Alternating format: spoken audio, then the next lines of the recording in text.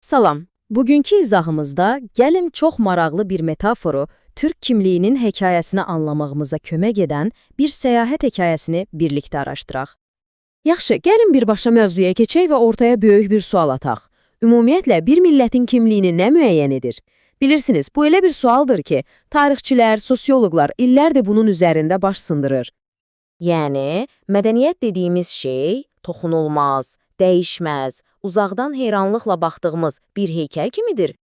Yoxsa o daha çox uzun, dolambac bir yolda daim hərəkət edən, daim dəyişən və yol boyu yeni şeylər öyrənən bir nəqliyyat vasitəsinə bənzəyir? Bax, məhz bu suala cavab olaraq tarixçi Carter V. Findley Türk kimliyini anlamaq üçün həqiqətən də möhtəşəm bir metafora irəli sürüb. O buna Trans-Asiya Türk avtobusu adını verib.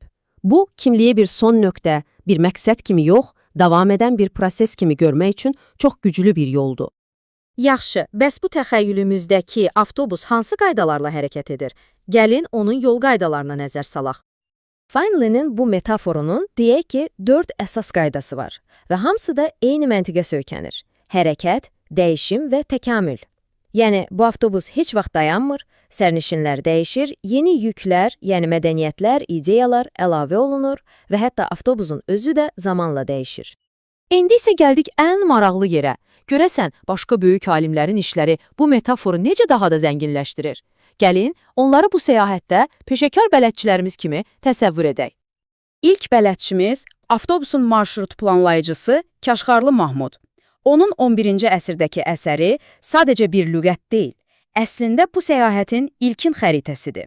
Avtobusun haradan gəldiyini, ilk sərnişinlərinin kim olduğunu və hansı yollardan keçə biləcəyini məhz o bizə göstərir. Keçək avtobusumuzun bortdakı hekayəçisinə, Wilhelm Radlafa. O, elə bil ki, hər dayanacaqda avtobusa minən sərnişinlərin mahnılarını, dastanlarını, hekayələrini toplayır. Və bununla da bizə avtobusun daşıdığı mədəni yükün, yəni bagajın nə qədər zəngin və rəngarəng olduğunu sübut edir. Səyahətin coğrafiyasını isə bizə V.V. Bartold izah edir. O diqqətimizi yolun özünə yönəldir. Bartold deyir ki, bu avtobus təkcə insanları daşımır. O, İpək yolu kimi möhtəşəm yollarla fərqli dünyaları, fərqli sivilizasiyaları bir-birinə bağlayan bir körpüdür. Yaxşı, bəs bütün bu yığılanlar, bu mədəniyyətlər, adətlər bir-birinə necə qaynayıb qarışır? Bax, bu sualın cavabını bizə avtobusun, belə desək, aşpazı Fuad Köprülü verir.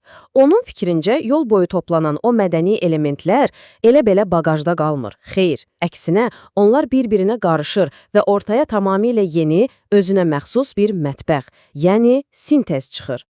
Və nəhayət, geoloqumuz Peter Golden bizə zamanın rolunu xatırladır. O göstərir ki, kimlik bir anda yaranan bir şey deyil. Bu, eynilə geoloji təbəqələr kimi fərqli xalqların və mədəniyyətlərin əsrlər boyu qat-qat toplanması ilə formalaşır. Gördüyünüz kimi, hər bir alim birlikdə bizə vahid, amma çox şaxəli bir mənzərə təqdim edir.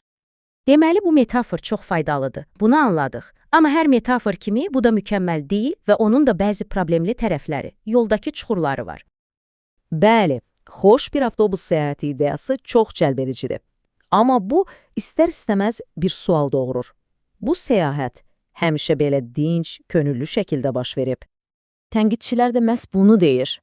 Onlar vurğulayır ki, bu rahat avtobus səfəri təsviri tarixin çox vaxt qanlı və mürəkkəb olan reallığını, yəni fəthləri, münaqişələri və güc mübarizələrini sanki biraz yumşaldır. Bəli, əsas risklər də məhz bunlardır. Bu metafor bəzən arxada duran mürəkkəb iqtisadi-sosial qüvvələri sadələşdirə bilir və ən əsası, avtobusa minən bütün sərnişinlərin bunu könüllü etmədiyi faktını gözdən qaçıra bilər. Yaxşı, bütün bu tənqidləri nəzərə aldıqdan sonra, bəs bu avtobus metaforunu tamamilə kənara atmalıyıqmı, yoxsa onun hələ də bizə verəcəyi bir dəyər var? Əlbəttə ki var. Avtobus metaforu bizi o köhnə, saf, statik kimlik anlayışından azad edir. O bizə kimliyin əslində nə olduğunu göstərir. Dayanmayan, dinamik, qarşılıqlı əlaqədə olan və kollektiv şəkildə davam edən bir proses. Başqa sözlə, bu metafor o zaman daha da güclü olur ki, biz onu tək başına yox, bələdçilərimizin, yəni o alimlərin təqdim etdiyi detallı xəritələr və hekayələrlə birlikdə düşünürük. Və sonda gəlin bir anlıq düşünək. Bu metaforu özümüzə tətbiq etsək, əgər sizin şəxsi tarixiniz və kimliyiniz bir səyahət olsaydı, sizin səyahətinizi ən yaxşı hansı nəqliyyat vasitəsi təsvir edərdi? Bir qayıq, bir qatar, yoxsa bəlkə tamamilə başqa bir şey?